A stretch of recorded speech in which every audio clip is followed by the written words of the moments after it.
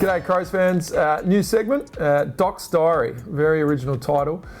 Basically just a quick update on the game that's just been and perhaps sometimes a look ahead. But today we're going to talk about round one, which was obviously a disappointing loss up in Brisbane.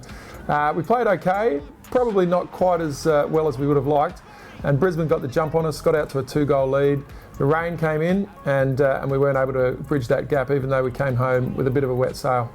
A lot of the stats were okay, like we had more inside 50s, we had more contested possessions, we had more first possession, but ultimately Brisbane's tackling was really good. They out-tackled us and they got their numbers back into defence and stopped us getting shots on goal. So a tough day at the office. Probably the learning out of it was how to play wet weather footy. So we obviously trained throughout the summer and it's been windy but warm conditions, and we came up against a wet day, and Brisbane adapted to those conditions much better, and I'm going to show you a clip which will highlight some of that. So we'll have a look at that clip now. So as you can see here, the clip starts with a contest around our half forward line. Lots of numbers around the ball, and that was the case on the day. We almost get our hands on it, but Brisbane quickly, when they do get a possession, quickly throw it on the boot. They did this really well.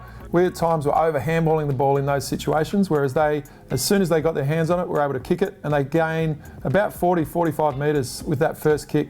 Now we get an outnumber, which is great by us. Clean take, but as you can see, we handball backwards and then kick laterally.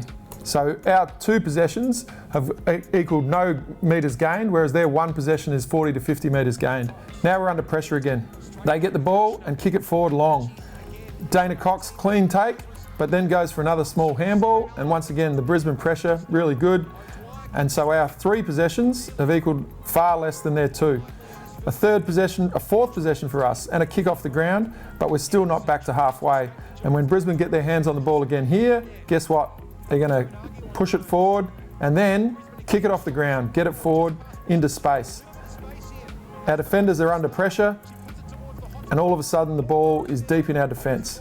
Now, they do a great job and we get the ball out, but in the space of 30 or 40 seconds, we've had the ball as many times as Brisbane, but they've kicked the ball hard 3 times long down to into their forward line, and we've only been able to handball or kick laterally. So ultimately we lose field position, and that puts pressure on our defenders.